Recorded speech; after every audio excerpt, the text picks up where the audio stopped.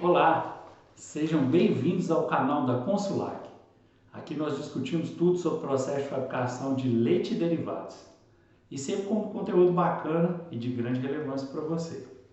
Meu nome é Éder Mesquita, eu sou o diretor técnico da Consulac e hoje nós vamos trazer para vocês um assunto muito interessante que tem a ver com uma dúvida que muitos clientes têm nos perguntado, que é sobre o uso de soro fermento no processo de fabricação de queijo mussarela. Eu vou trazer as dúvidas e vou esclarecer para vocês se é ou não viável fazer o uso de soro fermento. Sem dúvidas, o processo de fabricação de queijos no Brasil tem se modernizado a cada dia mais. E essa é uma tendência, a cada dia vai ser mais modernos os processos.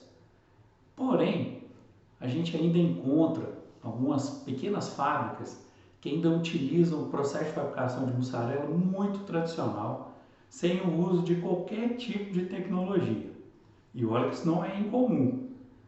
Mas, como a mussarela é o queijo mais produzido no Brasil, consequentemente, queijo mais consumido também, nós encontramos no mercado uma variedade de marcas enorme, desde grandes fabricantes a pequenos fabricantes e também até de produtores da agricultura familiar. Só por aí já dá para a gente ter uma noção de quão variados são os modelos de produção de mussarela. Mas hoje, neste vídeo, nós queremos tratar deste assunto que é o uso do soro fermento, que não é muito incomum. É até comum em pequenos produtores fazer o uso de soro fermento. Muitos clientes me questionam sobre a possibilidade de utilizar o soro fermento no processo de fabricação de queijo mussarela. Eles acreditam que fazendo uso desse soro fermento, eles podem reduzir custos de produção. Porém, foi aí que eu vi a necessidade de estar esclarecendo tanto para esses clientes que nos questionam, quanto para vocês que nos assistem agora, sobre a possibilidade de se usar ou não o soro fermento no processo de fabricação de queijo mussarela. Mas para que tenhamos um entendimento adequado sobre essa questão, nós precisamos nos posicionar sobre algumas situações. Por exemplo, o que é o soro fermento? Na verdade, a definição de soro fermento seria um soro rico em bactérias lácteas boas, que seria utilizado para a produção de ácido lático durante a fermentação no processo de fabricação de queijo mussarela e, posteriormente, desenvolvimento de sabor no queijo. Este soro ele seria extraído daquele soro obtido em soluções pretéritas, que ficaria incubado de um dia para o outro normalmente e seria utilizado nas produções do dia.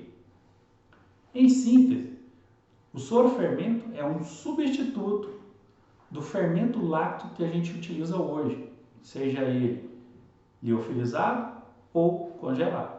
Mas nós precisamos entender que o soro fermento ele deve partir de algum ponto, ou seja, em algum determinado momento foi utilizado bactérias lácteas específicas, selecionadas para a produção desse soro fermento. E essa produção ela acontece de várias formas, como por exemplo, em regiões onde existe uma flora microbiana natural própria da região, que seja capaz de produzir sabores diferentes. É desse leite que é produzido uma coalhada simplesmente com leite e coagulante, e a partir dessa coalhada é retirado aquele que seja o soro fermento que vai ser utilizado posteriormente.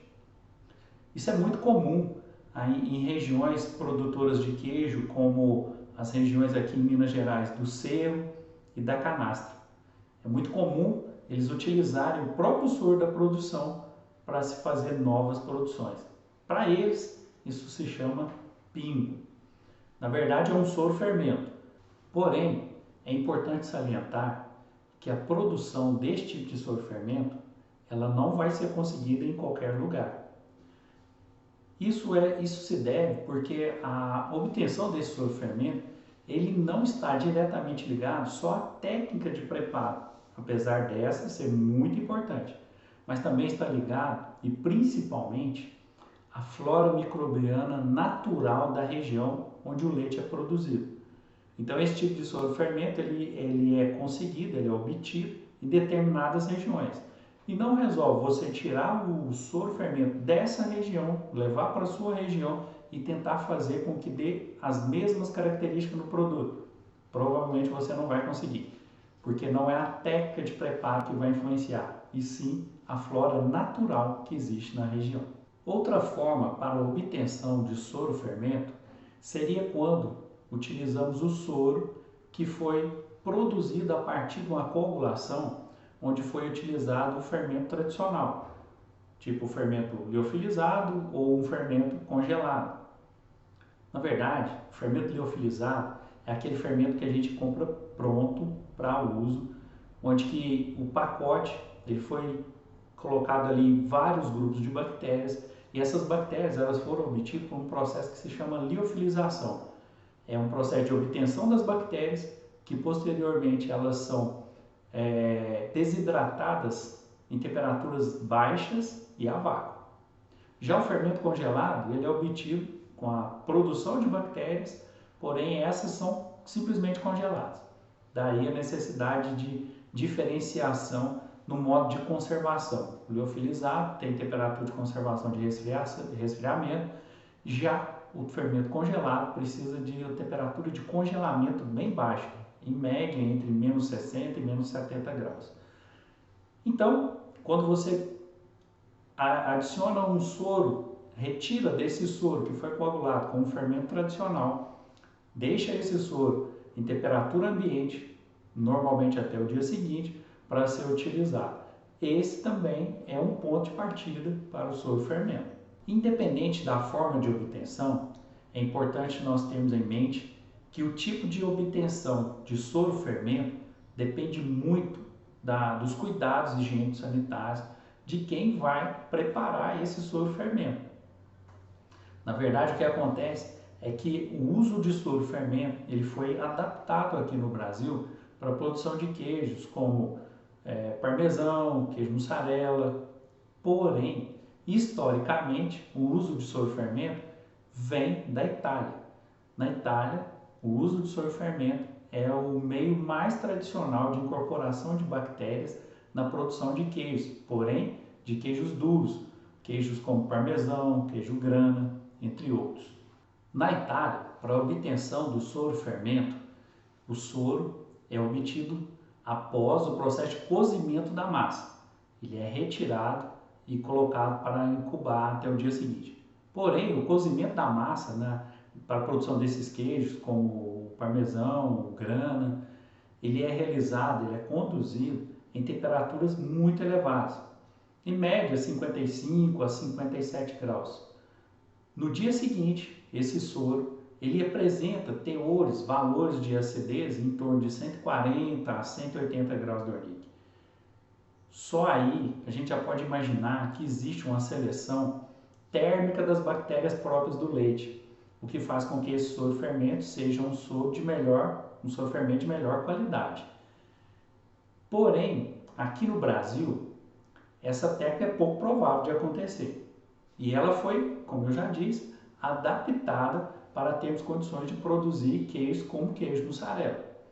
Porém, eu já tenho que dizer para vocês, essa adaptação ela é trabalhosa, muito difícil de ser conseguida e, além de tudo, pode causar danos graves ao processo de fabricação do queijo mussarela. Como aqui no Brasil, a temperatura de cozimento da massa para a produção do queijo mussarela ela varia em torno de 42 a 45 graus Celsius, aí nós já teríamos um problema com a utilização do soro-fermento. Porque nessa temperatura é a faixa ideal de desenvolvimento das bactérias próprias do leite e desejáveis no processo de fabricação de mussarela. Contudo, essa faixa de temperatura também permite o desenvolvimento de uma grande parte das bactérias patogênicas, que podem contaminar o soro-fermento e trazer graves problemas para a produção que for utilizado esse soro-fermento. Outro fator agravante aqui no Brasil para a utilização do soro-fermento: está relacionada à nossa qualidade do leite cru refrigerado que utilizamos.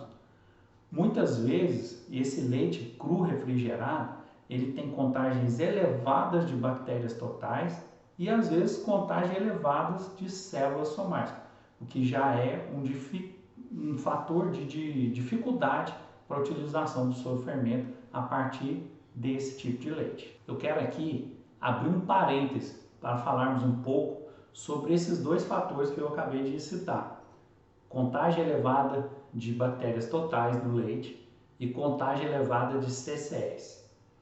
Por que isso é importante?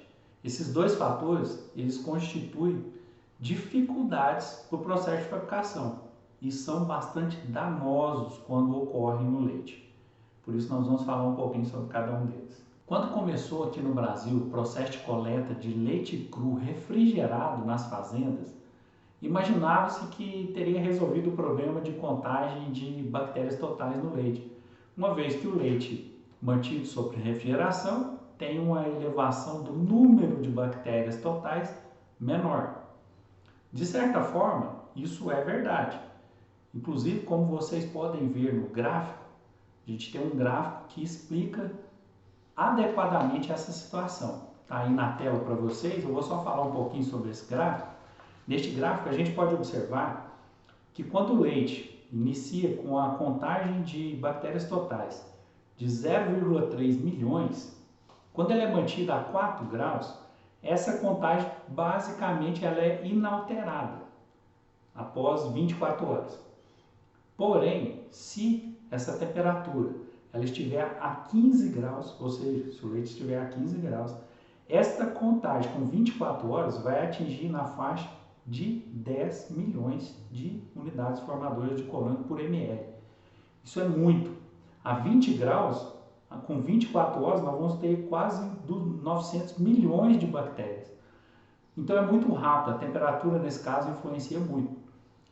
Por isso que inicialmente entendia-se que seria suficiente realizar a coleta de leite cru refrigerado nas fazendas para eliminar essa característica de elevação do número de bactérias totais no leite.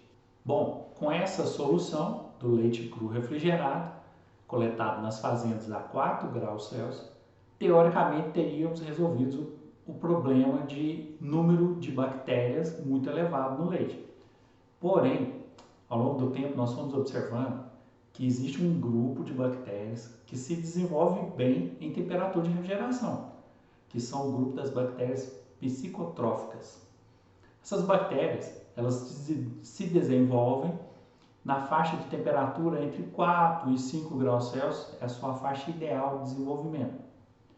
Porém, essas bactérias, quando elas se desenvolvem, elas produzem enzimas como lipases e proteases. Essas lipases e proteases são extremamente termorresistentes. O que estava acontecendo? Durante o processo de pasteurização, essas bactérias psicotróficas são eliminadas. Porém, aquilo que é produzido por elas, lipases e proteases, permanece no leite e vai ocasionar problemas no nosso processo de fabricação posteriormente. Portanto, mesmo refrigerando o leite na fazenda, nós ainda temos essa dificuldade. Essa dificuldade ela se justifica porque as bactérias psicotróficas elas têm um tempo de geração que indica dobrar o número delas de 14 horas quando elas estão a 10 graus.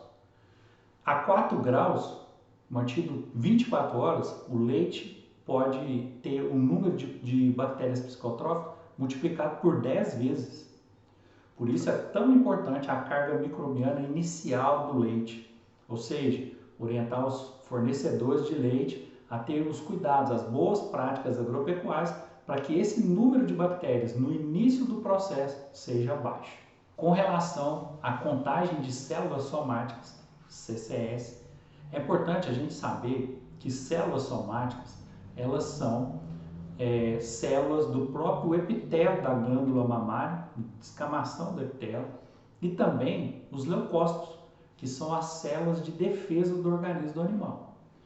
Normalmente, quando esse número de células somáticas é elevado, acima de 200 mil células por ml, indica que pode estar ocorrendo algum desequilíbrio na glândula mamária do animal, provavelmente devido a algum tipo de mastite, que se resume em uma infecção da glândula mamária do animal.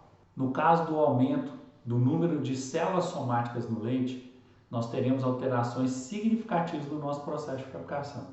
Isso acontece porque quando o número de células somáticas é elevado, ocorrem alterações físico-químicas no leite, como por exemplo, nós teremos diminuição dos teores de gordura, de proteínas e de lactose, nós teremos um aumento de soroproteínas, aumento de sais como sódio, potássio. Isso inclusive gera resultados falso positivo para aquela pesquisa de fraude de adição de cloretos no leite. Nós também podemos ter alteração de pH. O leite pode chegar até pH acima de 6,9, que é um resultado muito elevado. E normalmente, quando o número de células somáticas é superior a 1 milhão de células somáticas por ml, o que acontece é que os leucócitos, aquelas células que são de proteção do organismo do animal, passam a produzir compostos capazes de combater a infecção, que são as bacteriocinas. Porém, elas são resistentes e podem passar para o leite e também combater a atuação do próprio fermento lácteo que a gente adiciona. No caso aqui, a gente está falando do sorofermento, combater a própria atuação do sorofermento. Pois bem, pessoal, voltando ao sorofermento, o que eu posso dizer e afirmar para vocês aqui é que o uso de sorofermento é extremamente complexo e que, apesar de aparentemente ser barato, o uso deste tipo de sorofermento pode ocasionar sérios danos à produção de queijo mussarela. O que eu mais pude observar em fábricas que eu visitei e que insistem em fazer o uso de sorofermento é uma total despadronização do produto acabado, sem nenhum controle de como o produto será obtido. Isso acontece porque são tantas as variações, tantas interferências que podem ocorrer, que nem mesmo sabemos com exatidão o que está provocando as alterações no queijo e principalmente no sorofermento. Isso a gente observa porque o produto acabado muitas vezes apresenta muitos defeitos e diferentes tipos de defeitos, como por exemplo, uma vez a mussarela está mole, em outro caso a mussarela está quebradiça, em outro caso a mussarela apresenta sabor alterado, ou seja, sem qualquer tipo ou forma de se controlar os defeitos da produção. Além dessas dificuldades que eu citei, nós também temos um outro fator de dificuldade. Quando você utiliza o sorofermento, a redução do pH da massa durante a fermentação, ou seja, a desmineralização, ela não é uma desmineralização padrão, uma curva padrão. Ela existe em picos de redução muito drásticos e às vezes muito lentos, que é impossível de determinar, porque não sabemos ao certo quais os grupos de bactérias que se desenvolveram mais no sorofermento naquele dia. Ou seja, isso também ocorre variadas situações de um dia para o outro. Essa situação ela dificulta porque a determinação do ponto ideal de filagem vai ser difícil de determinar. E se filamos uma massa de mussarela num ponto inadequado, nós também temos outros defeitos. Defeitos que vão afetar as características funcionais da mussarela, como o derretimento e o fatiamento. Um outro fator que devemos levar em consideração quando pensamos em utilizar sorofermento é de que a utilização do sorofermento, além de ser complexa e exigir muitos cuidados higiênicos sanitários, para que ele seja obtido de uma forma adequada, ele deveria de ser obtido e preparado em um ambiente adequado, ou seja, numa sala própria para preparo de fermentos, o que envolve alterações às vezes estruturais nas unidades fabris e envolve também a aprovação dos órgãos de fiscalização. Porém, isso é importante, porque uma vez que você queira fazer o uso de sorofermento, mas não tem uma estrutura adequada, todas essas dificuldades que a gente citou no vídeo, elas vão ficar aparentes para você.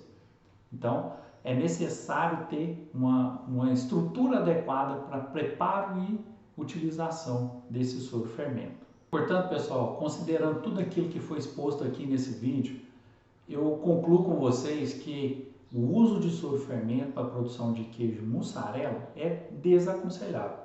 São uma série de situações que dificultam o uso desse tipo de soro fermento, por isso nós desaconselhamos, nossos clientes, nós desaconselhamos a fazer o uso de soro fermento. Até porque a maior vantagem seria custo, mas hoje nós temos à disposição uma série de fermentos de excelente qualidade e com custo muito acessível, o que não justificaria trocarmos esse fermento confiável para um tipo de fermento que não teríamos confiabilidade completa no seu uso. Pessoal, eu vou ficando por aqui. Eu quero agradecer vocês por acompanhar este vídeo. Espero ter contribuído com os seus conhecimentos, contribuído com a sua decisão de usar ou não o soro fermento. E se você tem alguma dúvida e queira saber mais algum assunto, deixa seu comentário aqui. Aproveita e dá um like também e se inscreva no canal da Consulac. Você vai ficar bem informado.